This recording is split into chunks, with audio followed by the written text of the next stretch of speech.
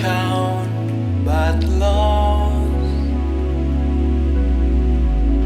and poor contempt on all my pride. Forbid it, Lord, that I should boast, save in the dead. O Christ my God, oh the faint things that charm me most, I sacrifice them to His blood. See from His hand, His hands, His feet, sorrow and love flow mingled down. Neither such love and sorrow meet. Oh, don't compose so rich a crown,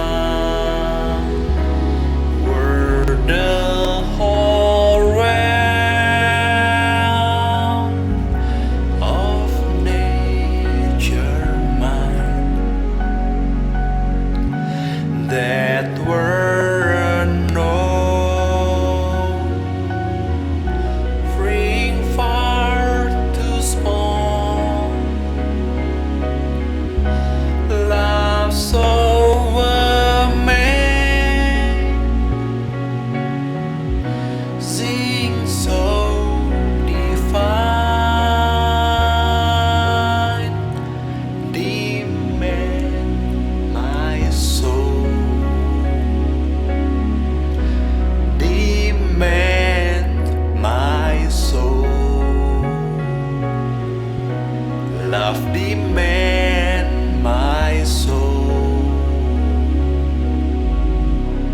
my life, my own.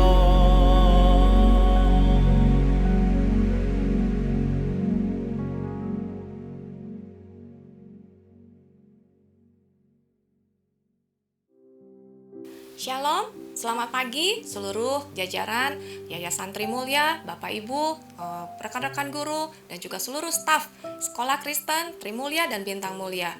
Mari kita mulai ibadah Prapaskah kita pada hari ini dengan dilandasi nats kita yang diambil dari Galatia 3 ayat 13. Saya akan membacakan untuk Bapak Ibu Saudara sekalian. Kristus telah menebus kita dari kutuk hukum Taurat dengan jalan menjadi kutuk karena kita. Sebab ada tertulis, terkutuklah orang yang digantung pada kayu salib. Mari kita masuk dalam doa. Tuhan Allah Bapa kami bersyukur dan berterima kasih karena Tuhan menjaga dan memelihara kehidupan kami sampai hari ini. Bahkan hari ini kami diizinkan untuk bersama-sama merenungkan peristiwa-peristiwa sebelum Engkau melakukan karya keselamatan yang agung bagi kami manusia yang berdosa ini. Bapa, pimpin kami, lawat kami dimanapun kami berada. Kiranya Roh Kudus hadir di setiap hati kami, menopang yang sedang lemah, memulihkan yang sedang sakit. Apapun keadaan kami, kiranya Tuhan berkenan, kiranya Tuhan memimpin seluruh ibadah Sensura Morum, ibadah refleksi kami pada hari ini, supaya dapat menyentuh setiap hati kami untuk kembali memeriksa hati kami, sehingga membuat kami semakin menghayati arti dari pengorbananmu di atas kayu salib. Yesus, kami mau persembahkan seluruh ibadah ini hanya untuk puji, hormat, dan kemuliaan bagi namamu. Kuduskan, sucikan kami semua Tuhan untuk masuk ke dalam altar-Mu. dan kiranya Engkau berkenan atas seluruh ibadah kami dari awal hingga akhirnya. Dan kiranya turunlah atas kami semua rahmat daripada Allah Bapa, cinta kasih daripada Yesus Kristus, pimpinan dan penyertaan daripada Roh Kudus, dari sekarang sampai selama-lamanya. Amin. Saudara-saudaraku yang terkasih, kasih Allah dinyatakan di tengah-tengah kita, bahwa Ia telah mengutus anaknya yang tunggal ke dalam dunia, supaya setiap kita yang percaya kepadanya beroleh hidup yang kekal. Dosa-dosa kita diampuni, relasi kita dipulihkan dengan Allah kita. Mari kita mengingat kasih dan kebaikannya dan anugerahnya. Mari bersama dengan kita memujikan ingat kasih-Nya.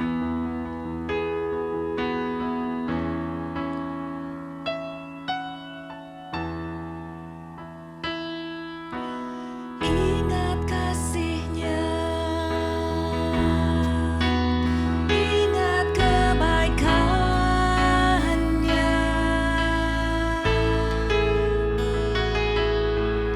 dan anugerah-Nya. Selamatkanku,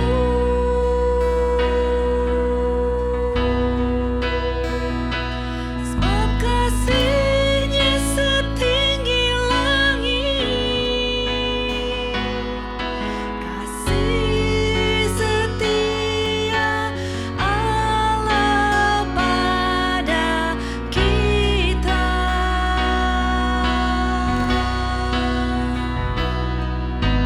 Besar kasih Allah pada kita.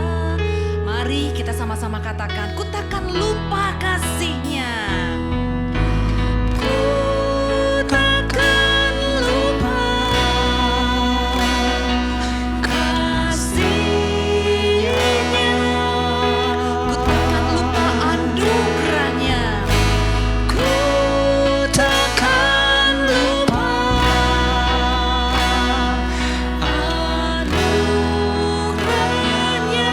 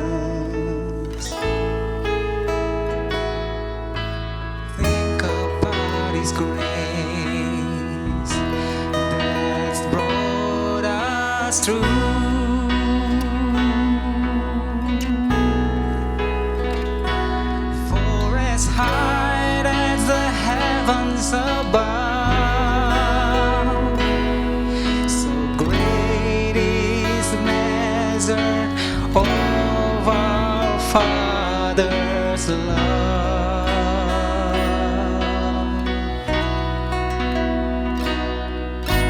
Great is the measure of our Father's love.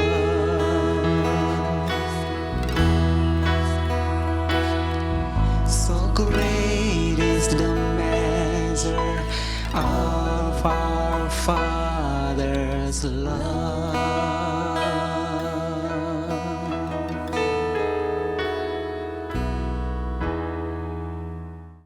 Di taman itu, Taman Getsemani, Sang Anak Manusia telah bergumul.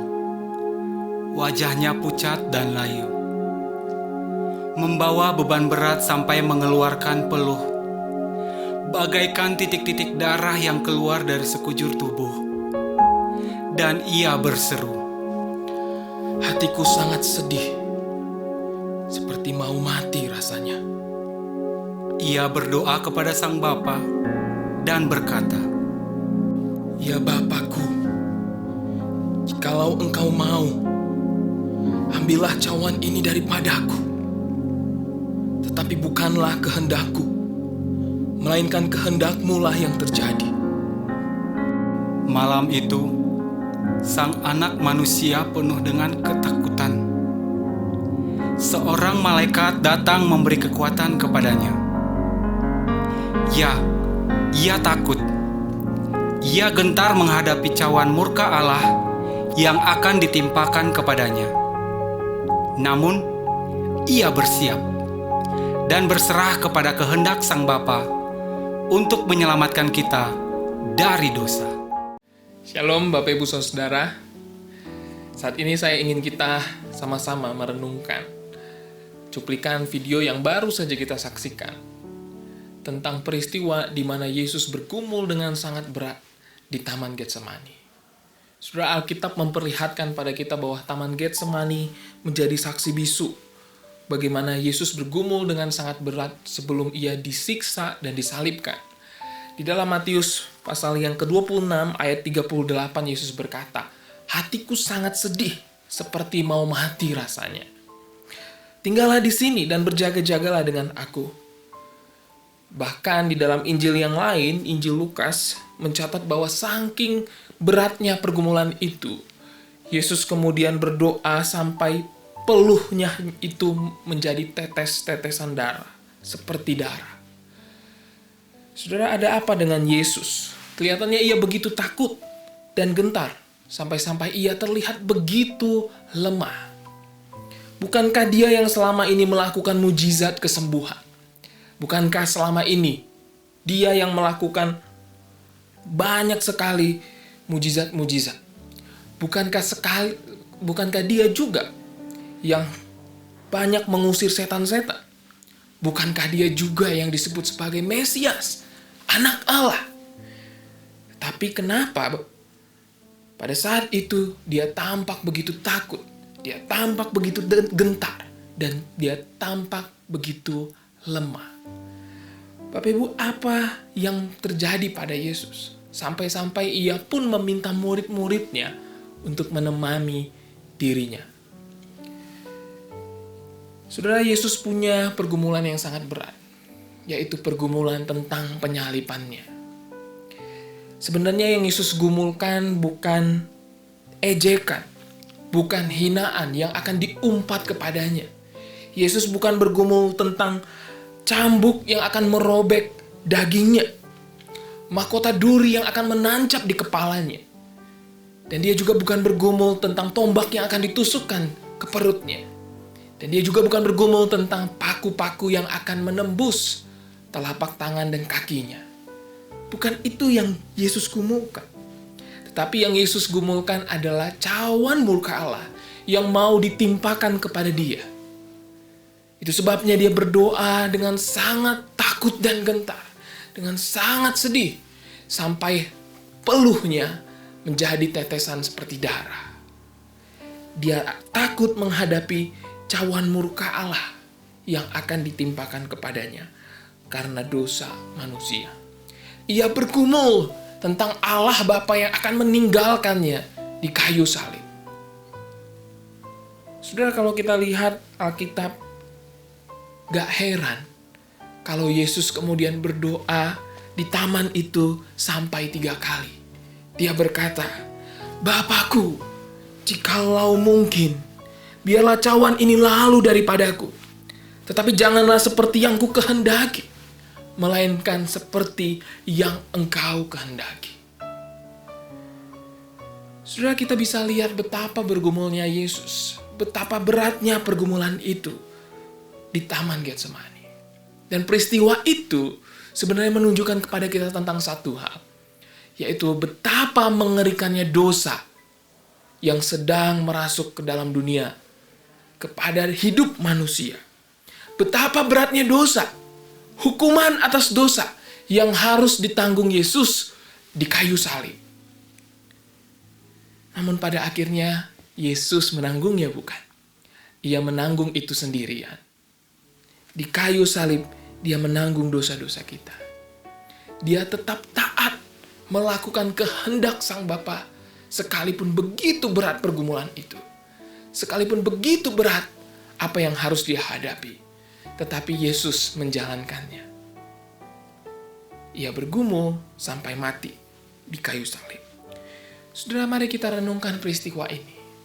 Peristiwa ini harusnya mengingatkan kita, menyadarkan kita bahwa pergumulan berat yang dialami Yesus di Taman Getsemani itu menunjukkan betapa mengerikannya dosa-dosa kita yang harus ditanggung oleh Tuhan kita Yesus Kristus di kayu salib. Oleh sebab itu Bapak Ibu, saudara-saudara, saya kira jangan pernah kita menganggap enteng yang namanya dosa. Karena Sang Anak Manusia itu sangat bergumul untuk menghadapi hukuman atas dosa itu. Murka Allah itu di kayu salib. Ini yang sering kita lupakan, bukan? Bahwa dosa itu mengerikan. Kita yang katanya sudah percaya kepada Tuhan. Kita yang katanya sudah hidup di dalam kehidupan yang baru.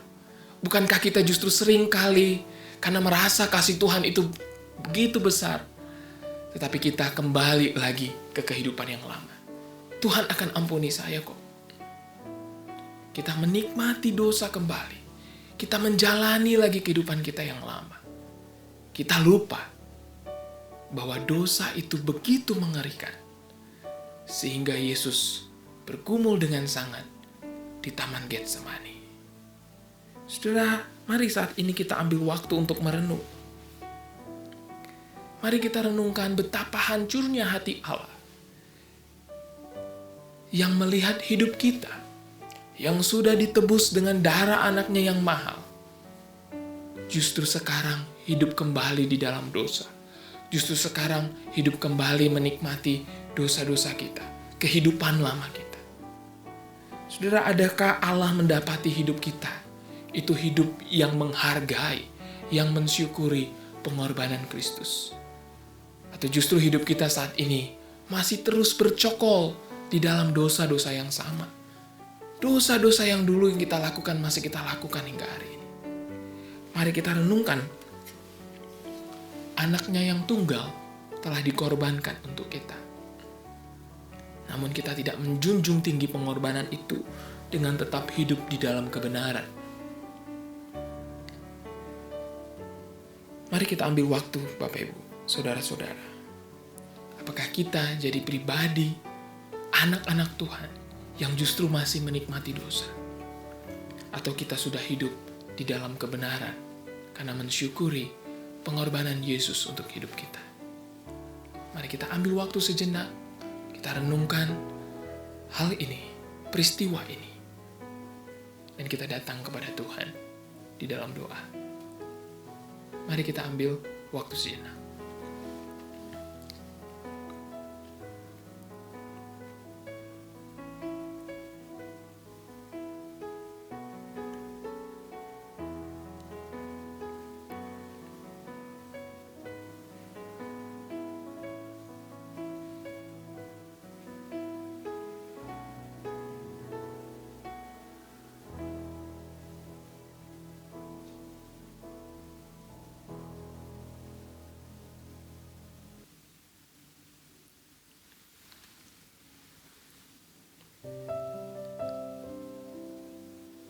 Tuhan, ketika kami mengingat kembali peristiwa Engkau bergumul di Taman Getsemani, kami menyadari Tuhan bahwa betapa mengerikannya dosa itu, sehingga Engkau bergumul dengan sangat karena Engkau harus menanggung hukuman yang seharusnya kami terima.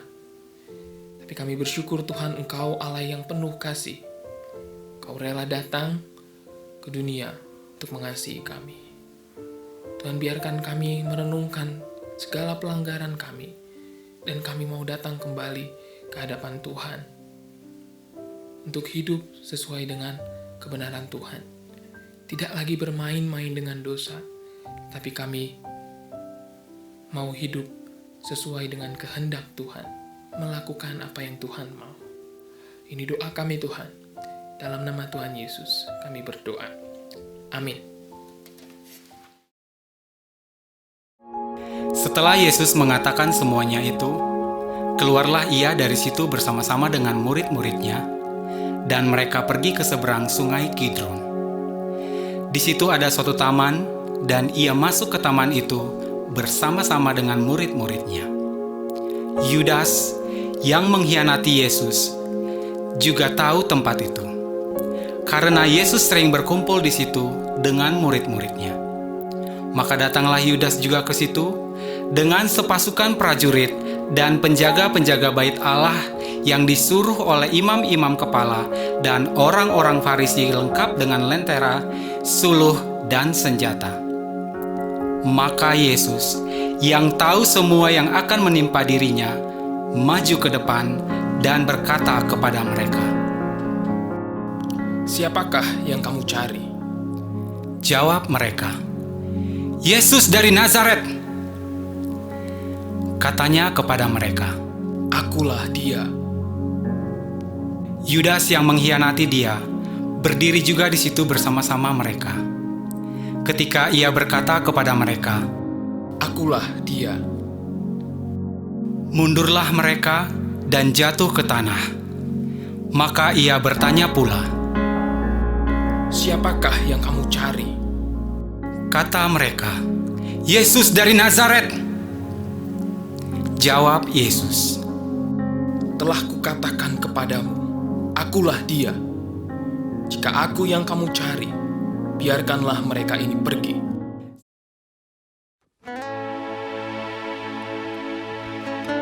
Seorang murid yang telah bersama-sama dengan sang anak mengkhianatinya. Demi 30 keping perak, ia menjual sang guru untuk memperoleh keinginan dirinya sendiri. Hatinya telah menyimpang, memikirkan diri sendiri, dan hanya untuk memuaskan hasrat dirinya. Adakah kita kerap kali melakukan hal yang sama? Berdiri mengkhianati sang juru selamat hanya untuk memuaskan keinginan dan hasrat sendiri.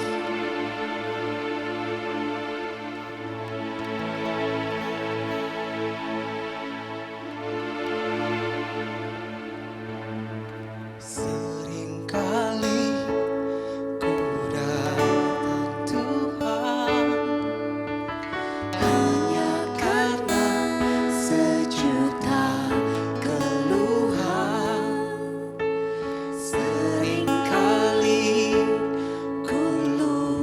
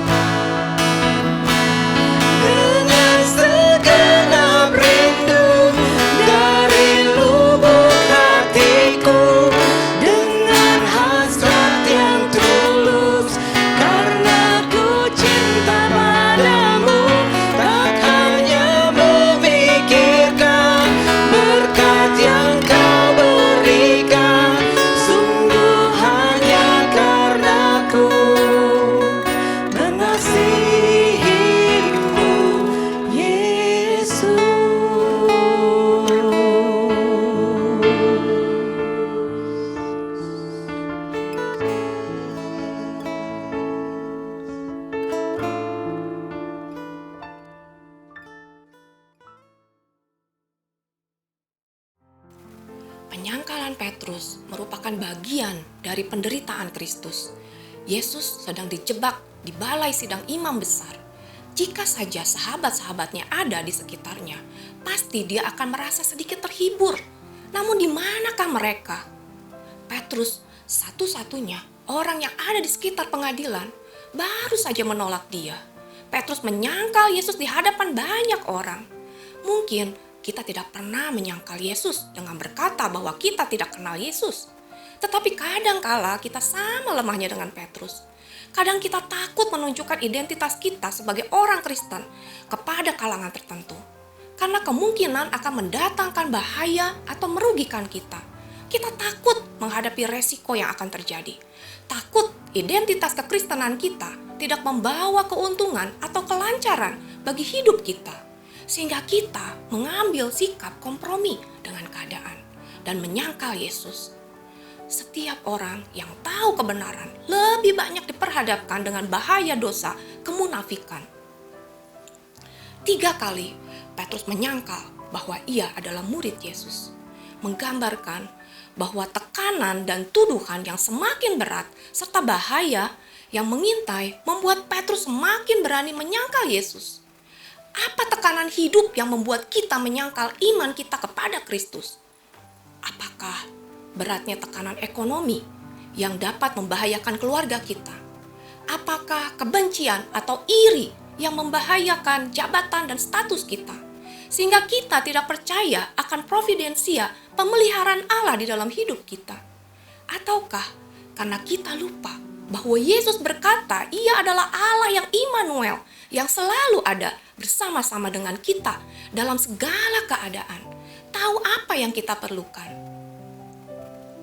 Suara ayam berkokok mengingatkan Petrus kembali akan perkataan Yesus.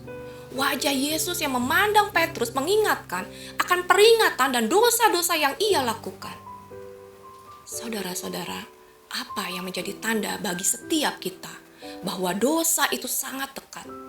Petunjuk sekecil apapun bisa dipakai Allah untuk mengingatkan setiap kita agar berbalik dari keberdosaan kita. Perenungan yang mendalam akan firman Tuhan dapat menjadi dorongan yang kuat untuk bertobat dan membantu menghancurkan hati untuk menyesali dosa. Menimbulkan kesedihan yang mendalam akan anugerah Tuhan dan pernyataan kasih-Nya.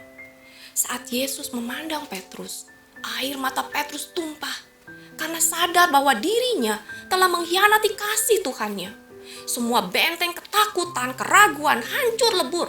Dan sebagai gantinya meninggalkan rasa, kerendahan hati dan penyesalan yang dalam diri Petrus. Dosa yang menyakitkan hati Yesus, kegagalan sedalam apapun, bila diakui dengan penuh kerendahan hati dan hati yang hancur, adalah kesempatan bagi pelimpahan anugerah Allah yang paling besar dalam hidup, yaitu pertobatan. Mari kita sama-sama ambil waktu untuk merenungkan. Secara sadar atau tidak sadar, seringkali kita menyangkal Tuhan di dalam hidup kita. Hal-hal apakah yang membuat kita menyangkal Kristus? Apakah kita mendapati Kristus kecewa kepada kita? Apakah kita dapat membayangkan dengan sedih Yesus memandang kepada kita? Adakah kesedihan yang seperti ini terjadi pada kita semua? Adakah saat ini membuat kita semua teringat akan peringatan Tuhan dan kita sadar bahwa kita telah melakukan suatu dosa tertentu? Mari kita sama-sama berdoa, mengakui dosa-dosa kita di hadapan Tuhan secara pribadi. Mari kita minta ampun dan minta belas kasihan anugerah Allah tercurah atas hidup kita, memulihkan dan mengubahkan seperti yang dilakukan oleh Petrus. Yesus anak Allah yang Maha Agung, terima kasih untuk setiap momen yang terjadi dalam hidup kami, yang membawa kami semakin mengerti akan dalamnya kasih-Mu. Kasih yang tidak berkesudahan kepada kami manusia yang berdosa ini, yang tidak berkuasa melawan keinginan daging untuk cenderung berbuat dosa. Tuhan, saat ini kami mohon ampun akan segala dosa kami, baik yang secara sadar kami lakukan maupun yang tidak pernah ada dalam pikiran kami, sehingga apa yang kami lakukan menyakitkan hati-Mu. Saat ini Bapa, dengan hati yang hancur, kami datang ke hadapan hadirat-Mu. Ampuni dosa-dosa kami Tuhan, ampuni kami. Dan dengan penuh kerendahan hati kami mohon belas kasihan anugerah Tuhan memulihkan hidup kami. Jangan biarkan kami mengabaikan peringatan dari-Mu sekecil apapun itu Tuhan. Tetapi ajar kami untuk peka mendengar suara-Mu, agar kami tidak mudah jatuh di dalam dosa, agar iman kami tidak menjadi lemah tatkala kesulitan, tantangan hidup mendera kehidupan kami. Pimpin kami agar selalu memandang wajah-Mu, mengingat kasih dan pengorbanan-Mu yang harus Kau pikul demi menebus penyangkalan-penyangkalan yang kami lakukan. Agar kami selalu sadar bahwa Engkau telah menebusnya dengan harga yang mahal. Dan kami mau setia mengikut Engkau, memikul salib yang harus kami pikul sebagai ucapan terima kasih kami kepadamu. Terima kasih Bapa, terima kasih Roh Kudus, terima kasih Yesus.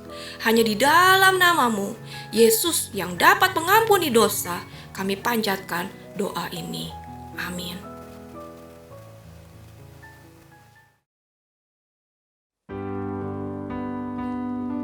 Lihat, saatnya sudah tiba. Anak manusia diserahkan ke tangan orang-orang berdosa. Anak manusia dinista dan dicela, supaya genap apa yang dikatakan para nabi. Pagi itu, sang anak manusia dibelenggu, dihadapkan kepada Pilatus untuk segera dituduh. Namun Yesus diam, membiarkan dirinya dicela dan dituduh. Tidak membuka mulutnya, bagaikan anak domba dibawa ke pembantaian. Hari itu, orang banyak lebih memilih penjahat Barabas daripada Yesus. Mereka berpikir Barabas, seorang pembunuh, lebih pantas hidup daripada Yesus. Mereka berteriak dengan nyaring, "Salibkan dia! Salibkan dia!" Sekalipun Pilatus bertanya kembali, mereka berteriak lebih keras, "Salibkan dia! Salibkan dia!" Tidak terbayangkan penderitaan yang dialami sang anak. Tuduhan-tuduhan yang dilemparkan kepadanya dan celaan yang diterimanya tidak dibalasnya satu persatu. Semua itu dilakukannya karena ia mau menunjukkan kasih-Nya kepada kita. Mari kita renungkan kasih-Nya kepada kita. Kita orang berdosa tidak pernah layak untuk menerimanya. Namun Ia mengundang kita untuk menerima kasih-Nya, karya-Nya yang terbesar di atas kayu salib untuk kita semua.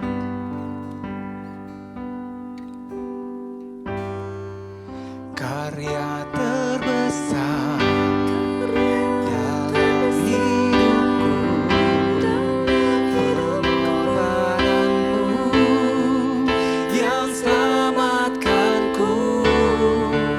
Engkaulah harta yang tak ternilai, yang ku miliki dan ku hargai.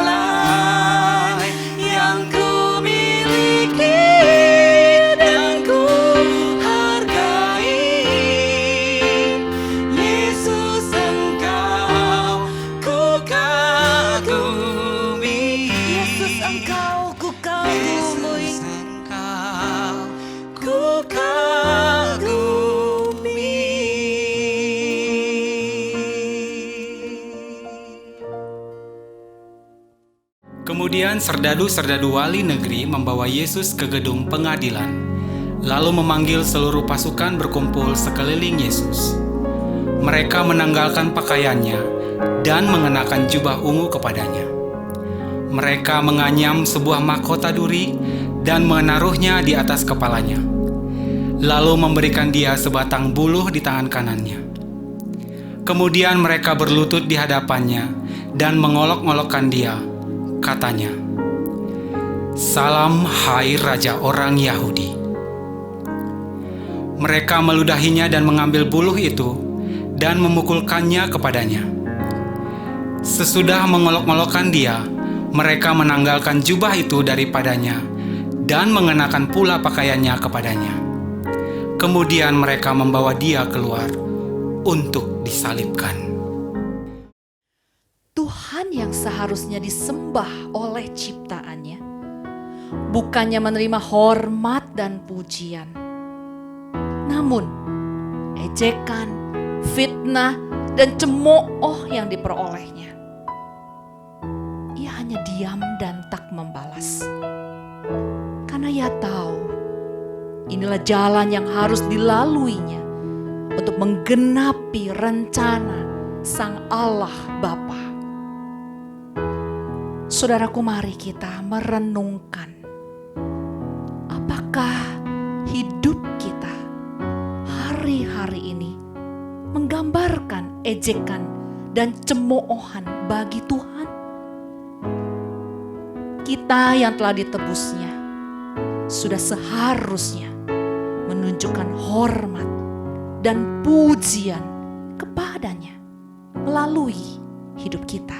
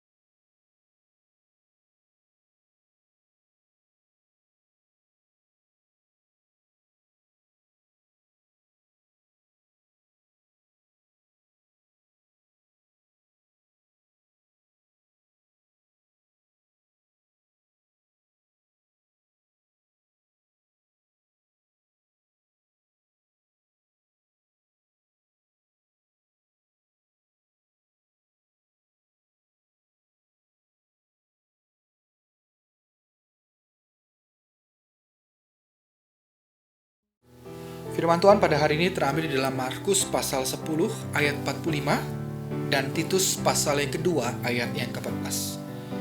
Demikian firman Tuhan, Markus 10 ayat yang ke-45. Karena anak manusia juga datang bukan untuk dilayani, melainkan untuk melayani dan untuk memberikan nyawanya menjadi tebusan bagi banyak orang. Titus pasal yang kedua ayat yang ke-14, demikian firman Tuhan, yang telah menyerahkan dirinya bagi kita untuk membebaskan kita dari segala kejahatan dan untuk menguduskan bagi dirinya suatu umat kepunyaannya sendiri yang rajin berbuat baik. Sejauh ini pembacaan firman Tuhan, berbahagialah setiap kita yang boleh membaca, merenungkan, bahkan melakukan kebenaran firman Tuhan di dalam kehidupan kita dan bahkan merenungkan akan karya Kristus di atas kayu salib menjelang Jumat Agung yang akan datang. Rekan-rekan guru yang dikasihi oleh Tuhan, suatu kali terdapat satu sidang pengadilan yang diisikan oleh beberapa orang yang menantikan hukuman bagi terdakwa, yang oleh karena terdakwa itu didapati telah melakukan begitu banyak pelanggaran yang ada, mulai dari tindakan pidana korupsi, mulai dari pencemaran nama baik, mulai dari tindakan-tindakan kriminal. Dan bahkan terdakwa ini adalah orang yang dikenal sebagai orang yang tidak bertanggung jawab. Tidak bertanggung jawab untuk dirinya sendiri, untuk pekerjaannya, bahkan juga tidak bertanggung jawab untuk anak dan istri keluarganya. Di sidang itu semua menantikan sang hakim dapat menyatakan hukum yang pantas, hukum yang layak untuk sang terdakwa. Dan tiba saatnya ketika sang hakim itu membacakan beberapa urutan tuntutan demi tuntutan yang harus dinyatakan kepada sang terdakwa itu. Sang terdakwa berdiam, terhening, dan merasa gelisah dan gentar karena dia tahu bahwa dirinya bersalah dan sebentar lagi akan menerima hukuman yang pantas dan layak. Sesudah hakim itu membacakan seluruh tuntutannya, tiba pada saatnya yang ditunggu-tunggu oleh banyak orang saat itu, yaitu membacakan hukuman yang harus diterimanya. Orang-orang sangat terdiam dan berhening dan berusaha mendengar dengan jelas apa yang menjadi hukuman bagi terdakwa yang sangat jahat ini.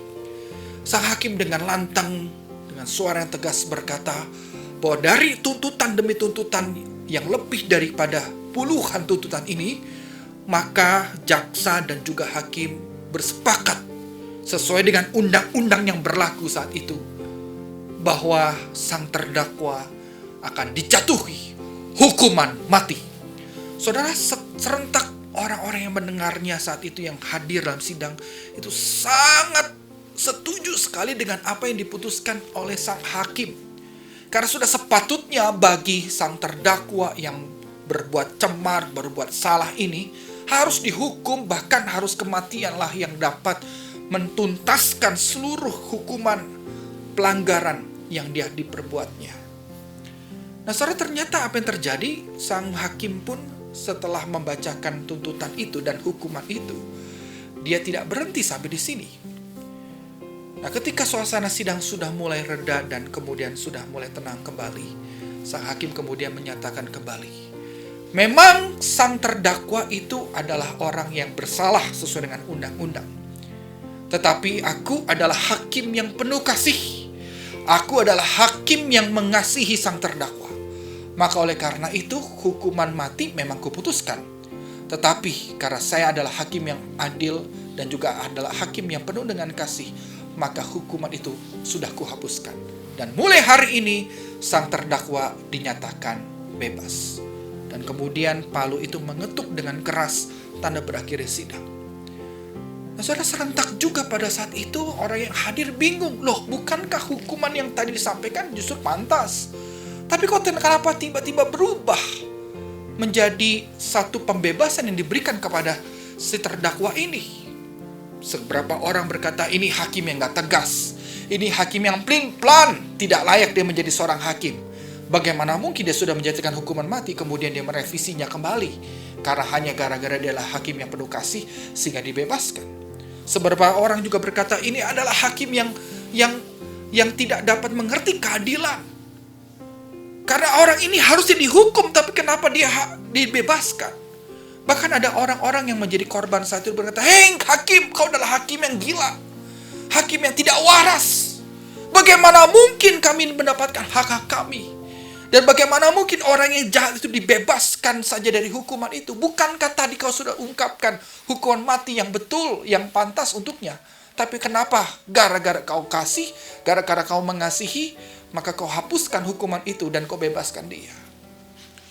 Saudara, cerita ini dengan jelas kita bisa melihat ada sebuah ketegangan antara yang namanya keadilan dan juga apa yang namanya kasih, saudara.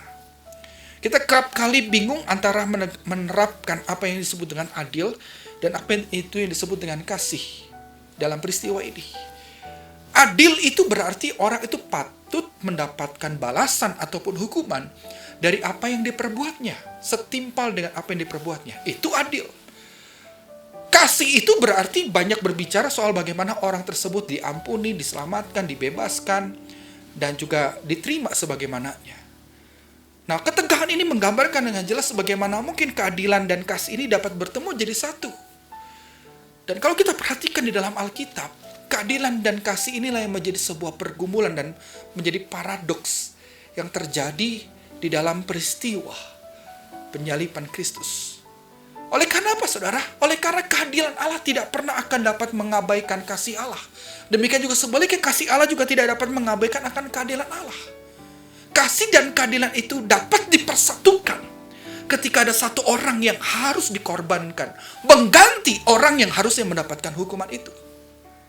Dan itulah yang dikatakan di dalam Markus pasal 10 ayat 45, di mana anak manusia itu, anak manusia yang tidak berdosa, yang indah, yang hidup dalam hukum Taurat, sebagai manusia yang sama sekali tidak berdosa, harus melayani dan bahkan menyerahkan nyawanya bagi orang-orang yang berdosa, bagi orang-orang yang harusnya menerima hukuman dosa itu.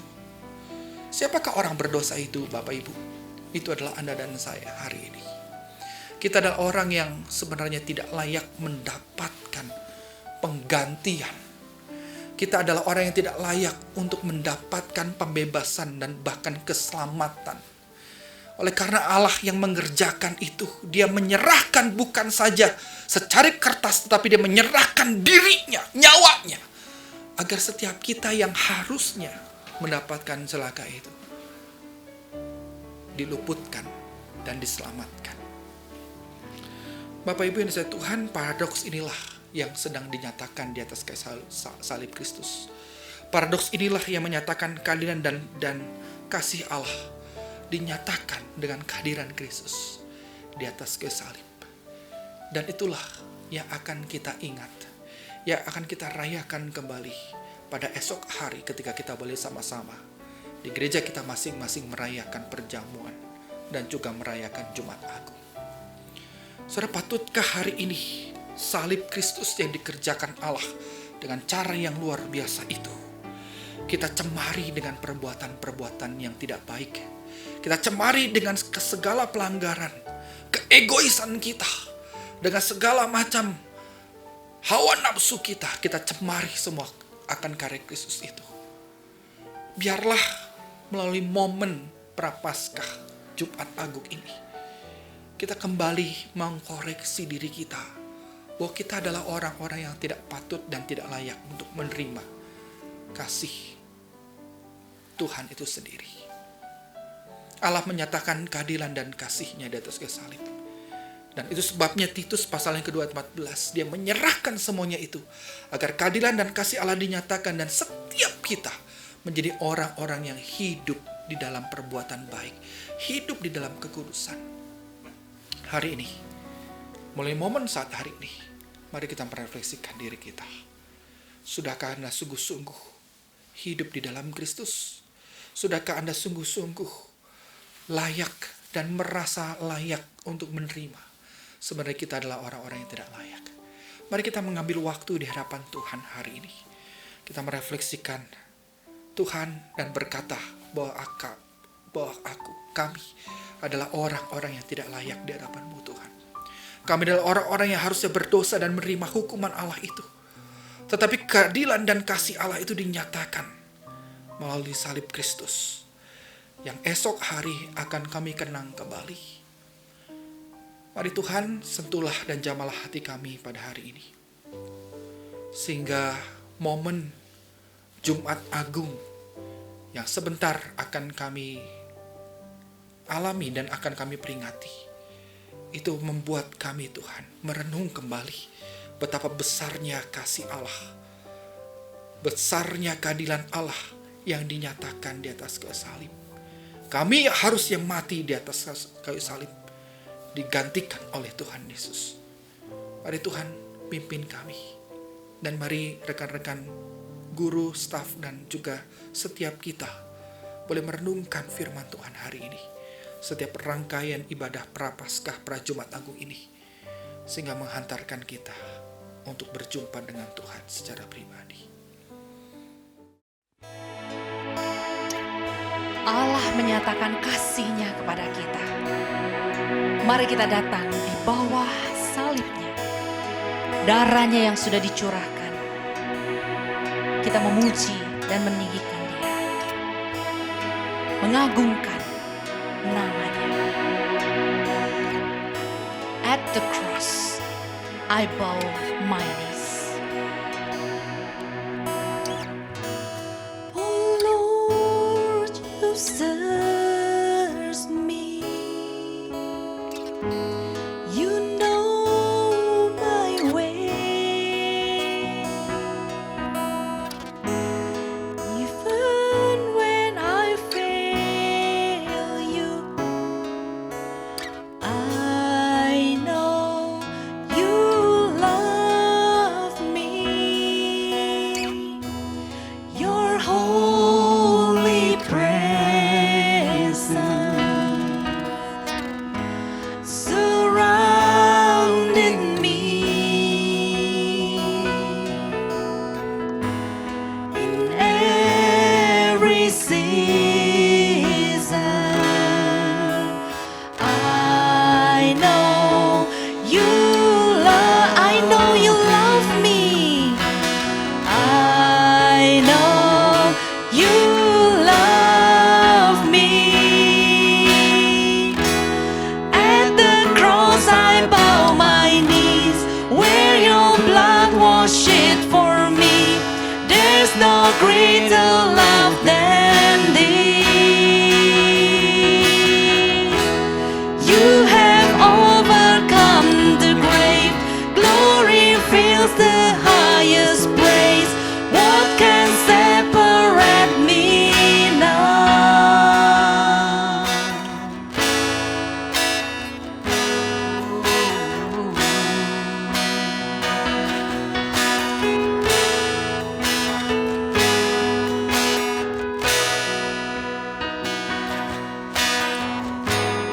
You go before me.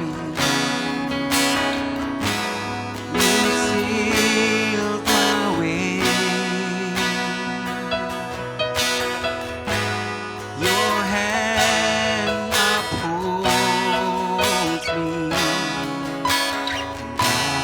I know you love me.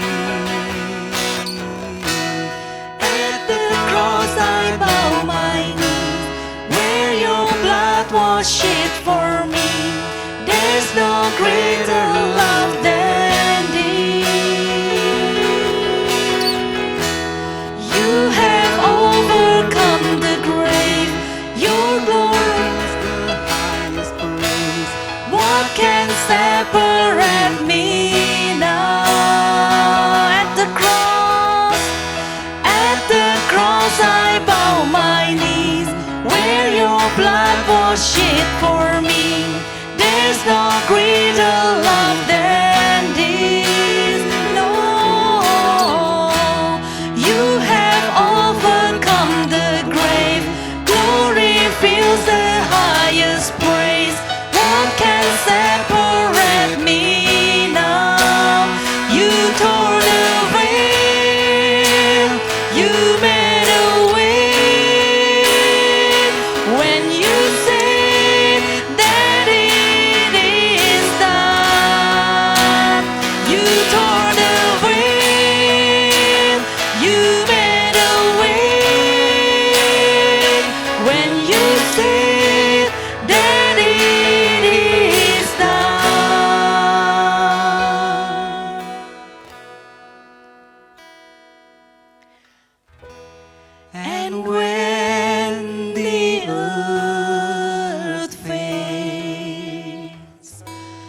falls from my eyes, and you stand before me. I know you love me. I know you love me.